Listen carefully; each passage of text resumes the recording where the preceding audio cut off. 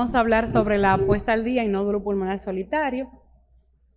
El contenido que vamos a tratar es introducción, características del nódulo, diagnóstico, características a tratar dependiendo de los criterios de cada paciente y el manejo invasivo y no invasivo.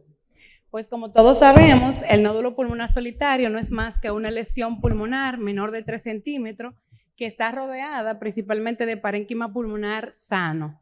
Este nódulo no debe estar acompañado de adenopatías mediastinales, derrame pleural o atelectasia, para así llamarse nódulo pulmonar solitario. En una radiografía de tórax podemos ver nódulos menores a 1 centímetro, mayores a 1 centímetro. Ya en nódulos menores a 1 centímetro solamente lo podemos ver con una tomografía o una tomografía de alta resolución. El manejo del nódulo pulmonar solitario es un reto tanto para el médico neumólogo como para el radiólogo, ya que solamente dar un seguimiento y tomar la decisión adecuada en el momento del diagnóstico del paciente debe hacerse de primera intención, ya que si no calculamos los riesgos de cada paciente de malignidad y las características del nódulo, puede ser tarde para hacer un diagnóstico en un paciente y que la sobrevida se afecte. Generalmente tenemos que calcular lo que son las características pre-test de cada paciente. Hay muchas escalas, hay Metcal, el X-ray y otras que nos ayudan a saber si un nódulo puede predecir malignidad o no y en base a eso un riesgo.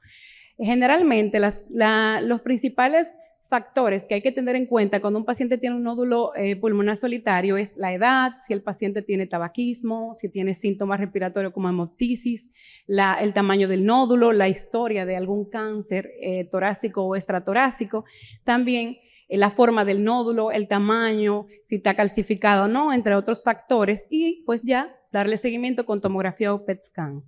Entonces, una vez que ya sabemos eso, que tenemos el riesgo del paciente, el manejo debe ser individualizado y tenemos que tener la probabilidad de malignidad. Hay 3 probabilidades importantes. El paciente, cuando se le calcula la probabilidad pretest, si es menor a un 5% es un riesgo bajo.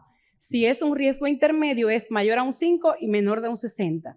Y si es alto es mayor a un 65%. Y además de las características del nódulo. Como posibles etiologías del nódulo pulmonar solitario, como todos sabemos, lo podemos dividir en 2, benignas y malignas. Dentro de las benignas, las enfermedades granulomatosas son las principales y algunas otras enfermedades, por ejemplo, autoinmunes como la vasculitis, podemos tener lesiones granulomatosas y no ser un nódulo pulmonar maligno. También tenemos que tomar en cuenta los tumores benignos como los amartomas, que generalmente pueden verse de un 2 a un 10% a nivel pulmonar. También lesiones vasculares e inflamatorias.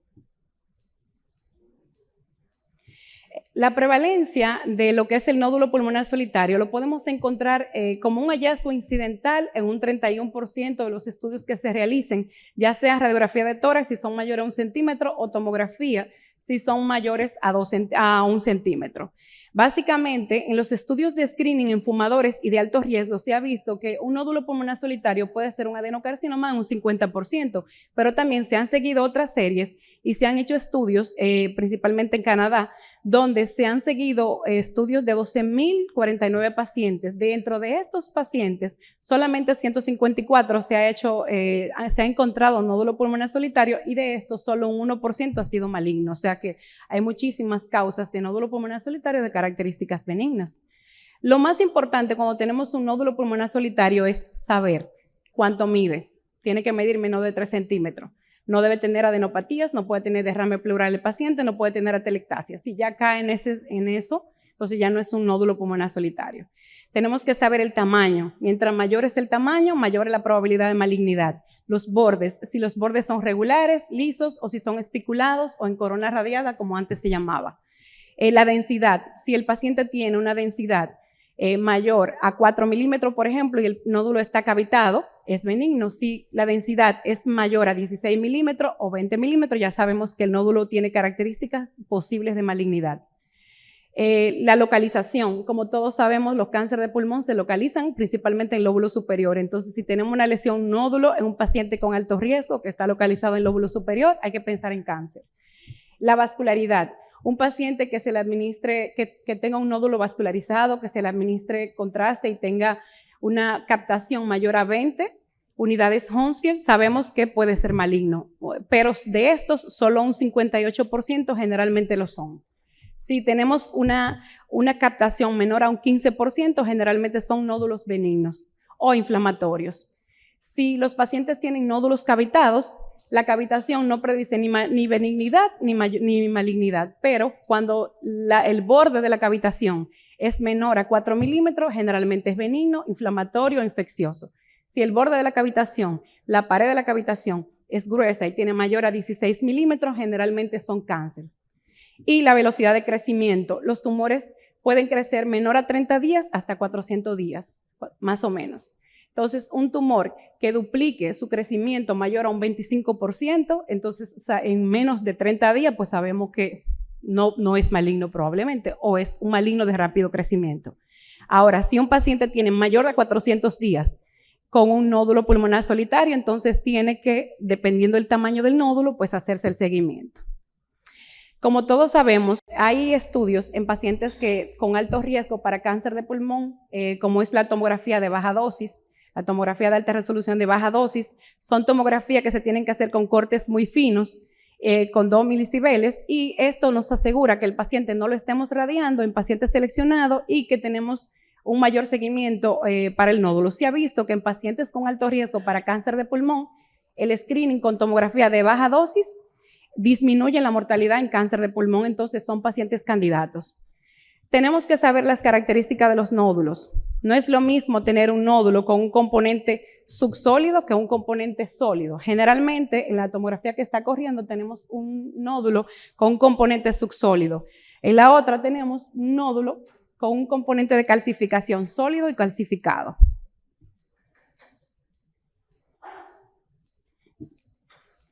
En esta tenemos un ejemplo de un nódulo subsólido y un nódulo con un componente subsólido y sólido. En la primera, que dice 1210, esa es una hiperplasia adenomatosa. La segunda es un adenocarcinoma in situ y la tercera es un adenocarcinoma mínimamente invasivo. Tenemos también que diferenciar un nódulo subsólido de un nódulo con componente sólido. En este caso, este es un nódulo con componente sólido. Y tenemos que saber que cuando tenemos un nódulo de componente sólido, tenemos que ver el tamaño. Si el nódulo mide menor a 8 milímetros, es raro que sea maligno. Si está calcificado y la calcificación es central, también es raro que sea maligno, pero si mide más de 8 milímetros, hay que pensar también en malignidad.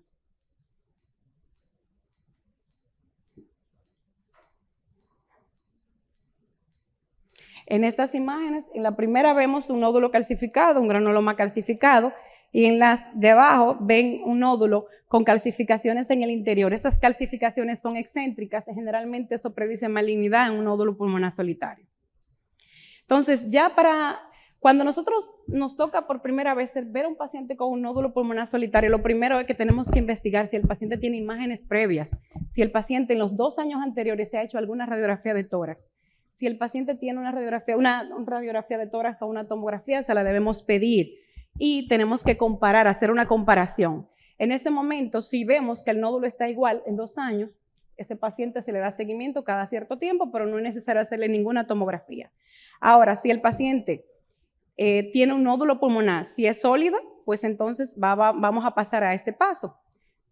Me voy a poner aquí adelante para que lo puedan entender mejor. Por ejemplo, si el paciente tiene un nódulo pulmonar solitario incidental en una tomografía de tórax, tenemos que ver ahí si el paciente tiene cuánto mide el nódulo. Si el nódulo mide, por ejemplo, menor a 8 milímetros, pero el paciente tenemos que calcular la probabilidad pretest en alto riesgo, bajo riesgo, riesgo intermedio. Si el paciente mide menos de 8 milímetros y tiene alto riesgo, ese paciente hay que seguirlo con tomografía a los 3, a los 6, a los 12 y a los 24 meses. Si el paciente tiene un riesgo bajo, hay que seguirlo de 6 a 12, 18 y 24 meses. Y si el paciente tiene un riesgo ya intermedio, que va de un 5 a un 60%, este paciente y tiene un riesgo intermedio y el nódulo mide de 8 a 30 milímetros, ese paciente hay que hacerle estudios invasivos, como por ejemplo un PET-CT o una biopsia, dependiendo el riesgo, dependiendo en ese momento la decisión del paciente. Ya si el paciente, por ejemplo, tiene un nódulo de 8 a 30 milímetros y pensamos que la probabilidad es cáncer, ese paciente hay que hacerle una intervención. No podemos esperar que llegue a estar más grande el nódulo o ya un tumor para hacer una intervención.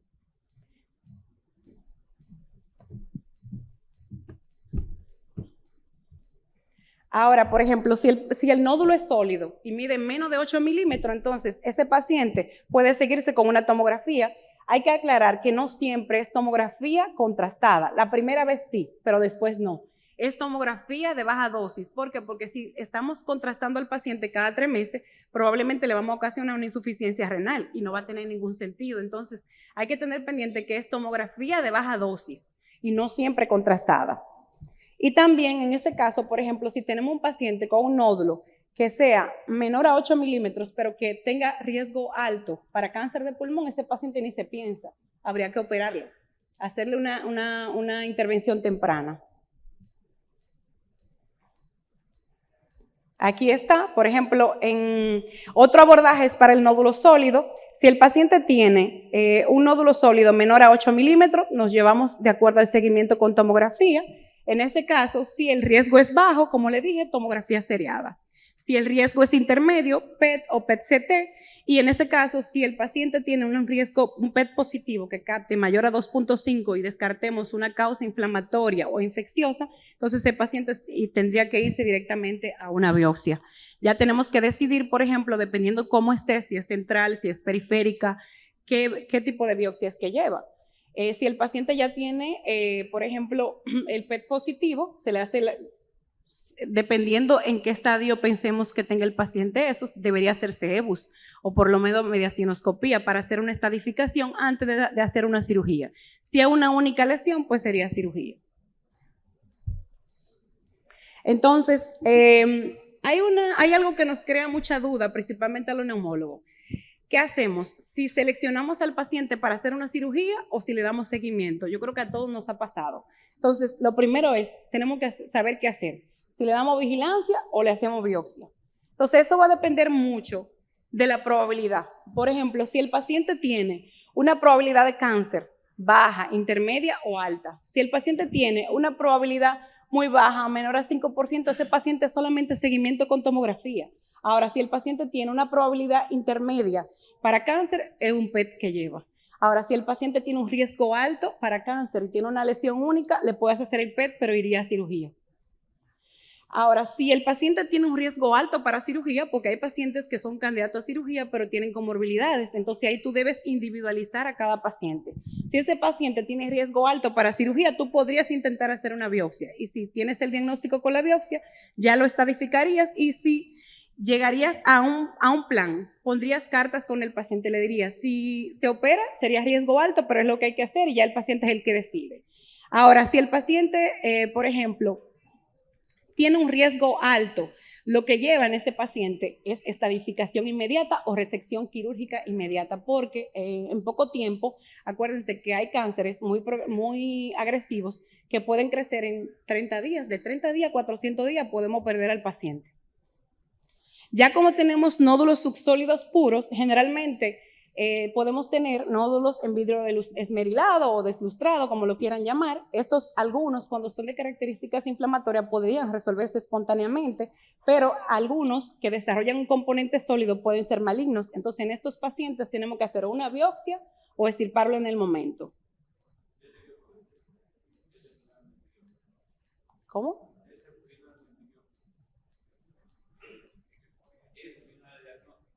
Sí. El diagnóstico final de ese caso. Cáncer. Un adenocarcinoma. Entonces, cuando nosotros tenemos un abordaje de un nódulo pulmonar subsólido, es diferente. Estábamos hablando ahorita solo de lo sólido, ahora es cuando es subsólido. Cuando es subsólido, tenemos que saber cuánto mide. Si mide menos de 5 milímetros, no hay que darle seguimiento. Si mide mayor a 5 milímetros, el paciente hay que seguirlo de 3, 6 meses y cada año. Ahora, si el paciente mide mayor a 5 milímetros, ese paciente tenemos que tratar de hacer una intervención lo más rápido posible porque puede ser un cáncer de pulmón. Entonces, tenemos que seleccionar qué procedimiento le vamos a hacer dependiendo del lugar donde esté el paciente, el país, la experiencia de los médicos en ese momento y qué recursos se tengan del tamaño, de la localización del nódulo y de la disponibilidad en el centro y la experiencia. Generalmente, como todos sabemos, el rendimiento diagnóstico para el nódulo pulmonar solitario de la broncoscopía convencional es muy bajo. Podemos tener un rendimiento desde un 20 a un 84% dependiendo del caso.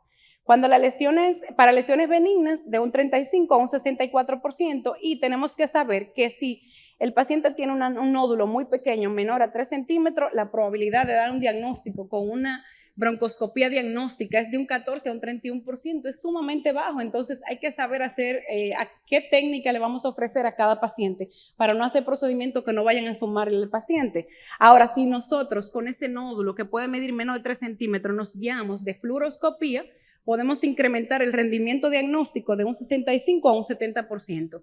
En este estudio que se ha hecho, se evaluó en 39 estudios incluidos 3.052 lesiones, donde se le hizo de todo. Se le hizo broncoscopía, navegación electromagnética, reconstrucción virtual, broncoscopía virtual, y en todos, haciendo todo eso, el rendimiento fue de un 70%. Como todos sabemos, hay estudios que se pueden hacer en pacientes que tengan recursos, lo primero, y segundo, que los nódulos sean menor a 3 centímetros. Uno de ellos es el EBUS radial. El EBUS radial no es más que un ultrasonido bronquial, que es una sonda que tiene un ultrasonido que gira en la punta. Tiene un transductor rotatorio de 360 grados y, como ven aquí, va alrededor de la lesión, va girando, y eso nos puede dar una imagen de ultrasonido, y esa imagen de ultrasonido nos puede predecir si es benigno o si es maligno, y nosotros con fluoroscopía poner un puntito en la pantalla y tomar la biopsia en ese punto, y por eso nos vamos a guiar directamente. Entonces, por ejemplo, ¿cómo nosotros vemos la imagen del ultrasonido? Si el nódulo, lo del medio es un pulmón normal, en ese caso. Lo que está arriba, que dice signo ventisca mixto, ese es un nódulo que en tomografía es mixto, es sólido y también con vidrio ilustrado. En la de abajo, que dice lesión sólida, como ven ahí, lo que se ve en el medio es la lesión, el tumor. Lo que vemos a mi izquierda es un vaso sanguíneo que se ve hipoecoico, y lo que vemos aquí que dice signo ventisca es un nódulo en vidrio ilustrado. Entonces, por ultrasonido, nosotros podemos saber qué forma tiene el nódulo. Entonces, podemos hacer incluso una comparación entre tomografía y ultrasonido. También tenemos que saber que si nosotros tenemos un ultrasonido radial, por ejemplo, y la sonda está dentro de la lesión, pues el rendimiento va a ser mayor. Por ejemplo, si la sonda está dentro de la lesión es 83%, si está bordeando la lesión es 61%, y si está fuera de la lesión, pues no, 4%. Otras técnicas que se pueden utilizar cuando sospechamos de nódulo pulmonar solitario, pensando en cáncer de pulmón, es hacer una biopsia transtorácica. Podemos hacer principalmente en lesiones periféricas, broncoscopías guiadas solamente con fluoroscopía o con EBUS radial, y en caso de que pensemos en lesiones mediastinales podemos hacer EBUS. Por ejemplo, es una biopsia de una paciente con una lesión pulmonar periférica guiada por fluoroscopía. Eso lo tenemos todo en los centros, en todos lados hay brazo en C, o sea que se puede hacer.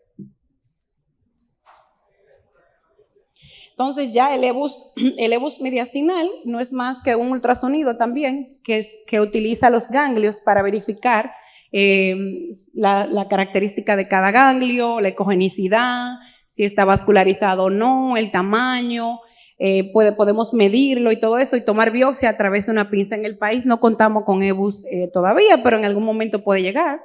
Las estaciones que podemos acceder con EBUS, pues todos sabemos, las adenopatías 2R, 2L, 4R, 4L, 7 y las iliares. Aquí esta es una imagen endoscópica de cómo hacer un EBUS. En el EBUS tenemos dos visiones. Una endoscópica, donde vamos a ver lo que es los bronquios, y en otra vamos a verle una imagen de ultrasonido. Como ven aquí, la imagen hipoecoica que se ve donde está el punto verde, ese es el ganglio. Entonces, en el punto verde va a salir la aguja. El EBUS realmente lo que requiere es entrenamiento, pero no es difícil porque una vez que hace varios ya vas a identificar cada nódulo, cada ganglio. Entonces puedes medir el nódulo, puedes saber si está vascularizado o no, y después de ahí te va a salir la aguja y vas a tomar las muestras.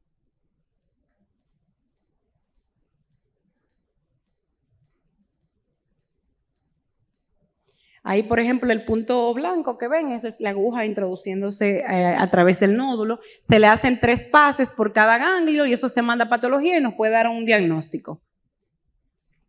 Otra técnica es la biopsia guiada por TAC. Como todos sabemos, generalmente se utiliza en lesiones pulmonares periféricas. La sensibilidad de un nódulo pulmonar solitario con técnicas guiadas por tomografía es muy alta, es mayor a un 88%, puede detectar lesiones benignas o malignas. Lo que sí es que cuando las lesiones miden menor a 3 centímetros, la sensibilidad baja menor a de un 67 a un 82% y un valor negativo no descarta enfermedad. Complicaciones, como todos sabemos, de un 10 a un 60% se puede presentar neumotórax, hemorragia y generalmente esto es mayor en pacientes fumadores. La biopsia transbronquial de un 65 a un 88% la sensibilidad para cáncer de pulmón siempre y cuando sean técnicas guiadas. Si las lesiones miden mayor a 2 centímetros es 63%, si miden menor a 2 centímetros es 34%. Pero supera la broncoscopia convencional. La biopsia quirúrgica, en este caso, es el estándar de diagnóstico cuando tenemos un nódulo pulmonar solitario en un paciente de alto riesgo, que pensemos en cáncer de pulmón. Tenemos siempre que hacer una estandarificación y lo ideal es que se estadie ese paciente. ¿Por qué? Porque hay pacientes que pueden tener nódulos mediastinales normales con enfermedad no detectable. Entonces, el ganglio puede estar de tamaño normal, pero puede tener enfermedad. Entonces, lo ideal es hacer una correcta estadificación para evitar operar a cualquiera, sino que sea un paciente candidato. El tratamiento definitivo generalmente plantean lo que es la videotoracoscopia asistida en cáncer pulmonar de células no pequeñas y bueno, cuando se considere y se haga esa intervención, consideran hacer VACS, lobectomía y también estadificación de ganglios mediastinales. Esta imagen me la traje porque entiendo que es algo que debe quedarnos a todos. ¿Cuáles son las técnicas que hay que hacer en cada paciente? En la imagen A es un paciente con un tumor avanzado, ese paciente no hay que operarlo, es un paciente solamente para diagnóstico y tratamiento paliativo. En la imagen B es un paciente con una adenopatía que se tiene que hacer EBUS o mediastinoscopia para poder saber un diagnóstico. En la C también es una lesión con un ganglio, donde también lo que está indicado es hacer EBUS o otra intervención invasiva. Y en la imagen D es cirugía, porque en la imagen D es un paciente con un nódulo pulmonar solitario de alto riesgo que tiene riesgo para cáncer de pulmón, entonces en ese caso no hay que esperar, hay que hacer una biopsia. Entonces, esto es claro, tenemos que seleccionar desde la selección a la estrategia. Lo primero es que los tratamientos quirúrgicos, como todos sabemos, nos permiten mayor supervivencia. ¿Por qué? Porque el paciente puede sobrevivir de un 70-80% a 5 años. Estamos haciendo un diagnóstico rápido de cáncer de pulmón en estadio temprano para dar un correcto seguimiento a este paciente. Y podemos a veces también hacer algo que es eliminar nódulos que nos pueden parecer malos o el riesgo estar alto en ese paciente, pero generalmente sean benignos también. Y dándole tratamiento o seguimiento a ese paciente, corremos el riesgo primero de que el paciente se detecte tarde, de que se saquen, hacerle procedimientos innecesarios a los pacientes porque quitamos nódulos que a veces pueden no ser malignos y también eso es un riesgo o una morbilidad para el paciente. Y generalmente hay que tomar en cuenta aquí la decisión del paciente y también la experiencia de las personas que están tratando al paciente. Creo que es todo lo que creo que muchas gracias.